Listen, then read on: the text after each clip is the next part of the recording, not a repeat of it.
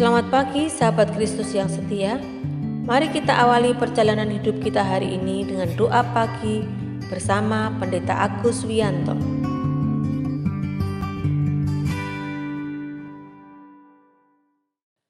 Selamat pagi sahabat, kita bersyukur kalau pagi ini bisa berjumpa lagi dalam doa pagi. Sebelum memulai doa pagi, mari kita bersaat teduh sejenak. Mari kita berdoa. Kami bersyukur kepadamu ya Tuhan, karena pagi ini kami diberi kesempatan untuk menikmati hari yang baru. Terima kasih untuk anugerah yang Tuhan berikan. Mengawali hari ini, kami akan bersama-sama merenungkan firman Tuhan. Tolonglah kami agar bisa menghayati makna sabdamu, sehingga firman-Mu menuntun perjalanan hidup kami. Tolonglah hamba-Mu agar dapat menguraikan sabdamu dengan baik dan benar. Dalam nama Tuhan Yesus kami berdoa. Amin.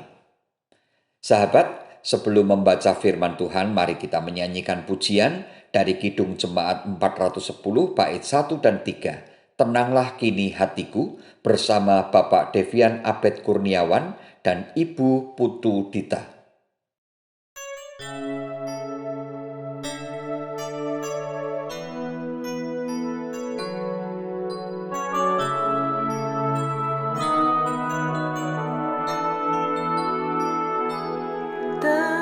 Tenanglah kini hatiku, Tuhan memimpin langkahku.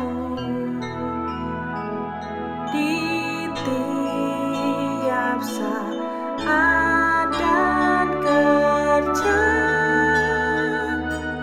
tetap ku rasa tangannya.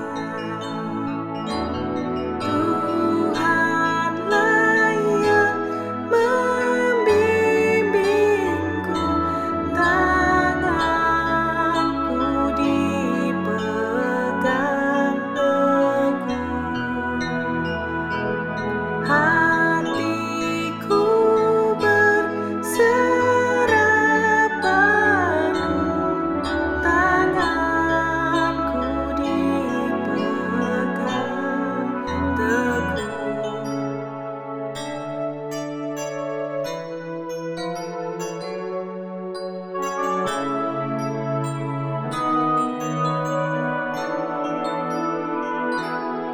Aku sesalkan hidupku, betapa juga nasibku,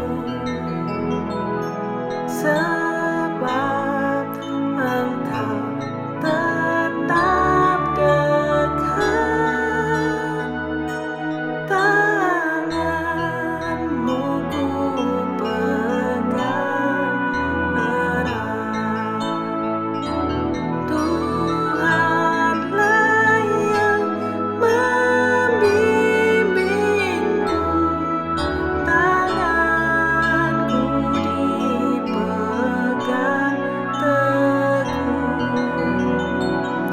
Hatiku berserah penuh, tanganku dipegang teguh.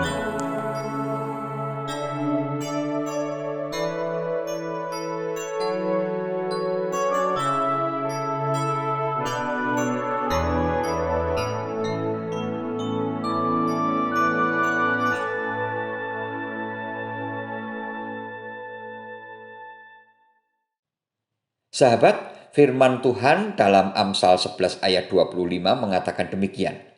Siapa banyak memberi berkat, diberi kelimpahan. Siapa memberi minum, ia sendiri akan diberi minum. Demikian firman Tuhan, berbahagialah setiap orang yang mendengarkan firman Tuhan, mempergumulkan dan melakukan dalam hidupnya setiap hari. Haleluya. Sahabat Kristus yang setia, dalam grup WA teman-teman SMA saya mendapat cerita yang menarik. Saya tidak tahu asal cerita ini. Karena itu saya mohon izin untuk membagikan dalam renungan ini. Kisahnya begini. Seorang wanita kaya raya berdiri di tepi jalan karena mobilnya mogok. Berulang kali ia menyetop kendaraan dengan tangannya. Namun rupanya tidak ada satu kendaraan pun yang berkenan untuk berhenti. Waktu terus berjalan dan rintik hujan mulai menetes jatuh. Hatinya semakin cemas karena malam semakin gelap. Hingga tiba-tiba sebuah mobil tua berhenti tepat di sisi sang nyonya kaya raya itu. Di belakang kemudi mobil tampaklah sesosok pemuda berkulit gelap.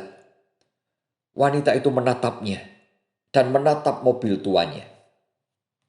Maka wanita itu mulai ragu, sungguh ragu.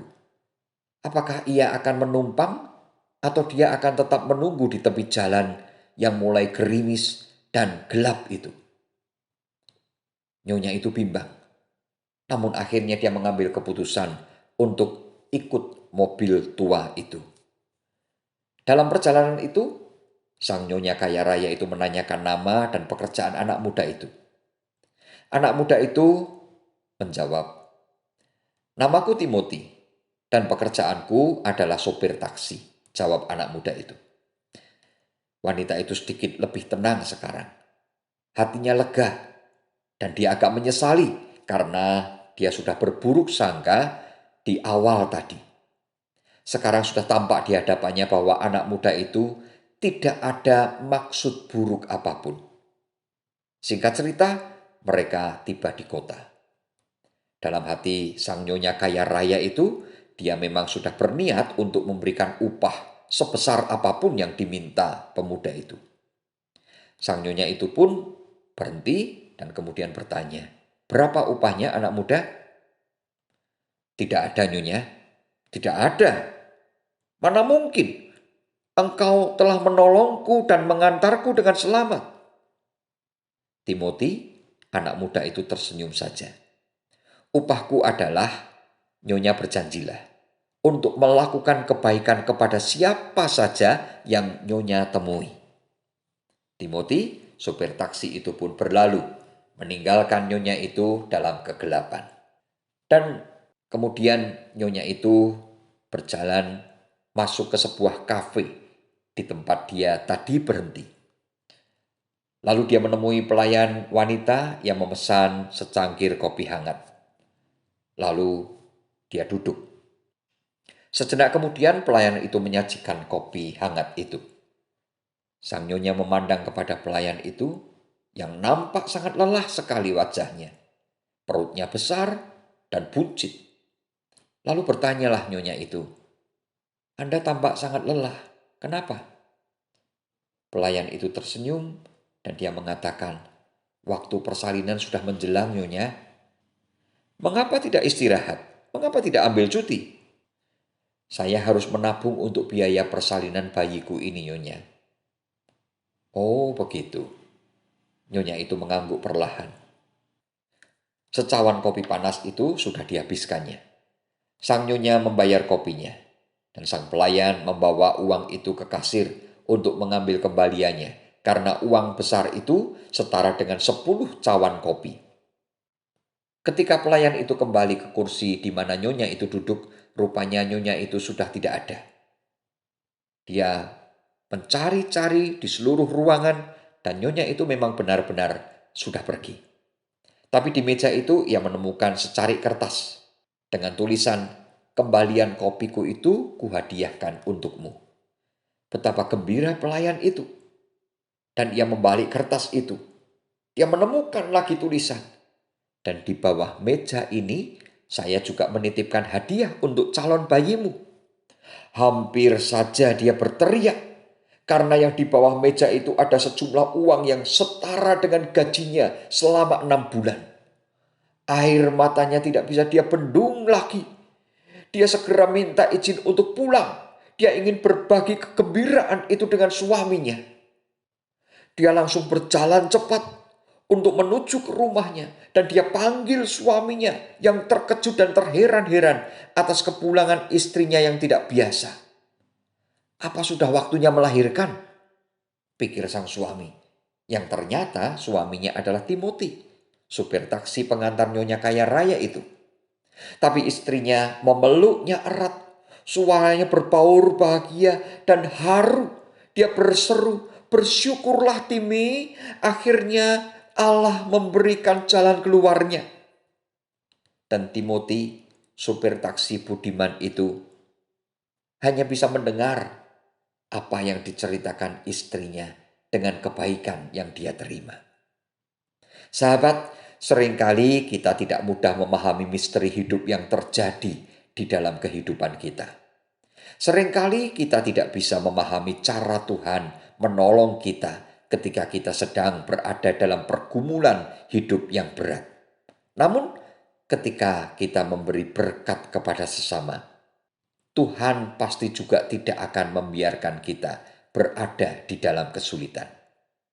Kata firman Tuhan, "Siapa memberi minum, ia sendiri akan diberi minum." Ketika ada kasih yang kita lakukan, kasih itu juga akan kita alami dalam hidup kita. Ketika kebaikan kita lakukan, maka kita juga akan mengalami kebaikan dalam hidup kita. Maka marilah kita berbuat kasih dan berbuat kebaikan dalam hidup kita. Tuhan Yesus memberkati. Amin.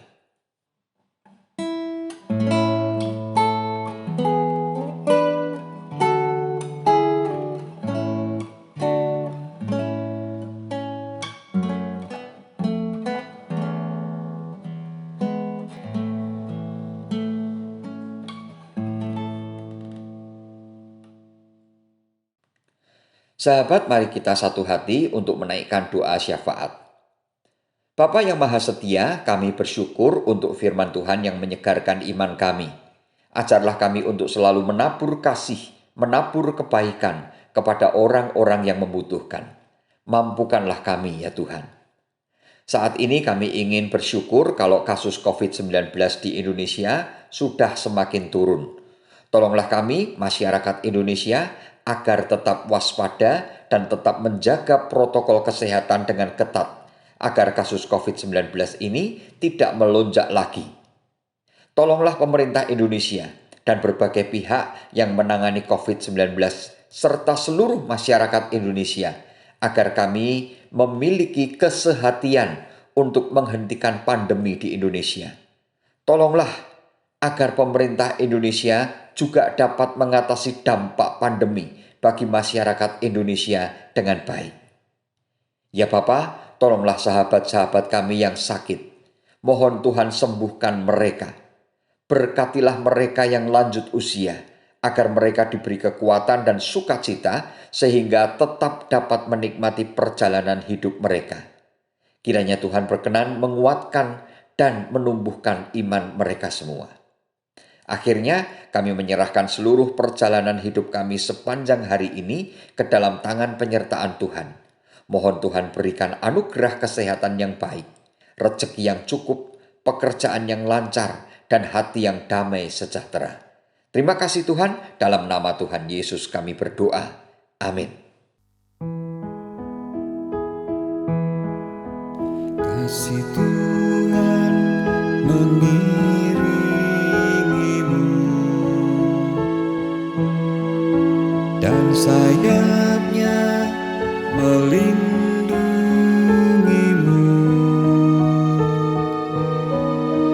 Tangan Tuhan pegang di dalam hidupmu.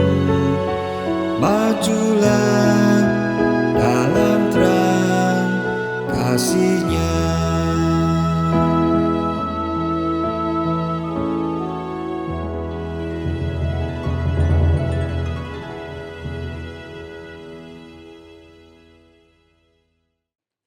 Sahabat Kristus yang setia, doa pagi telah selesai. Selamat pagi, selamat beraktivitas. Jangan lupa pakai masker, jaga jarak, dan selalu ikuti protokol kesehatan. Tuhan memberkati kita semua. Amin.